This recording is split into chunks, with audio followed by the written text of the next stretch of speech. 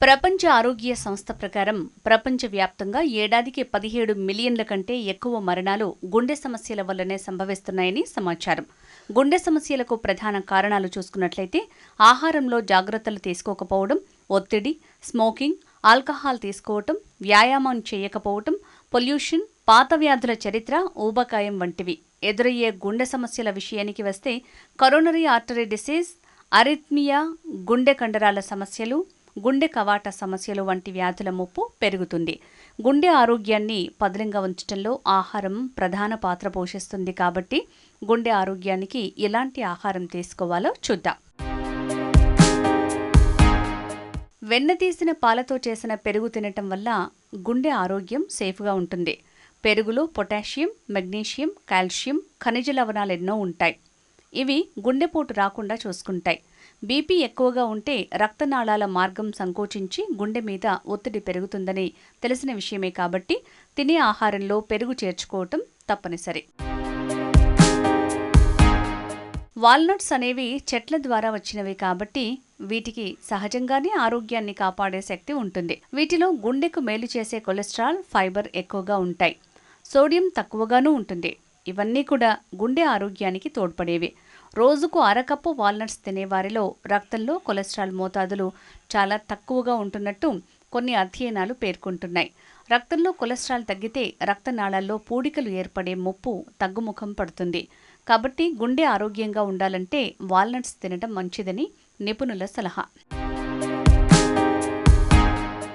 చిక్కుడు జాతి కూరగాయల్లో పొటాషియం, వృక్ష రసాయనాలతో పాటు 2 రకాల పీచులు ఉంటాయి. నీటిలో కరిగే పీచు రక్తంలో కొలెస్ట్రాల్ పెరగకుండా చూస్తుంది. నీటిలో కరగని పీచు కడుపు నిండిన భావన కలిగిస్తూ బరువు అధికంగా పెరగకుండా కాపాడుతుంది. కొలెస్ట్రాల్, అధిక బరువు రెండూ గుండె జబ్బు ముప్పు కారకాలే. సముద్ర చేపల్లో హాని కలిగించే సంతృప్త కొవ్వు తక్కువ. గుండె స్థిరంగా కొట్టుకోవడానికి, రక్తపోటు తగ్గడానికి, వాపు ప్రక్రియ అదుపులో ఉండటానికి, రక్తనాళాలు మెరుగ్గా పనిచేయటానికి తోడ్పడే ఒమేగా-3 ఫ్యాటీ యాసిడ్స్ ఎక్కువ. గుండెకు మేలు చేసే మెగ్నీషియం, పొటాషియము ఎక్కువగానే ఉంటాయి. పాలకూర వంటి ఆకుకూరలతో నైట్రేట్లు లభిస్తాయి. వీటిని మన శరీరం నైట్రిక్ ఆక్సైడ్గా మారుస్తుంది. ఇది రక్త ప్రసరణ సజావుగా సాగటానికి, రక్తపోటు తగ్గడానికి తోడ్పడుతుంది. ఫలితంగా గుండె మీద ఒత్తిడి తగ్గుతుంది. పాలకూరలో వృక్ష రసాయనాలు, పీచు, రక్తం గడ్డలు ఏర్పడకుండా చూసే ఫోలేట్ అనే బి విటమిన్ కూడా ఉంటాయి. ప్రతిరోజు పాలకూర తీసుకుంటే శరీరానికి అవసరమైన పోషక పదార్థాలు లభిస్తాయి. షుగర్ సమస్యతో బాధపడేవారు పాలకూర తీసుకుంటే చాలా మేలు కలుగుతుంది. ఓట్స్లో కరిగే ఫైబర్ అధికంగా ఉంటుంది. ఇది కొలెస్ట్రాల్ స్థాయిలను తగ్గించడంలో సహాయపడుతుంది. ఓట్స్లో బీటా గ్లూకాన్ అనే ఫైబర్ ఉంటుంది. ఇది గట్లో మందపాటి జెల్ లాంటి పదార్థాన్ని ఏర్పరుస్తుంది. కొలెస్ట్రాల్ని బంధించి శరీరం నుంచి తొలగిస్తుంది. మీ ఆహారంలో ఓట్స్ని చేర్చుకోవటం వల్ల గుండె జబ్బులకు ప్రధాన కారకమైన చెడు కొలెస్ట్రాల్ని తగ్గించవచ్చని అధ్యయనాలు సూచిస్తున్నాయి.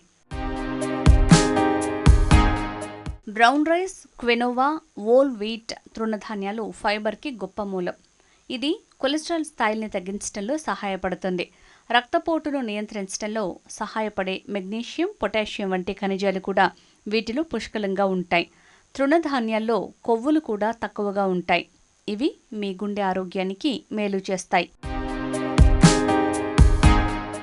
కాబట్టి ఆహారంలో జాగ్రత్తలు తీసుకుంటే గుండెను ఆరోగ్యంగా ఉంచుకోవచ్చు.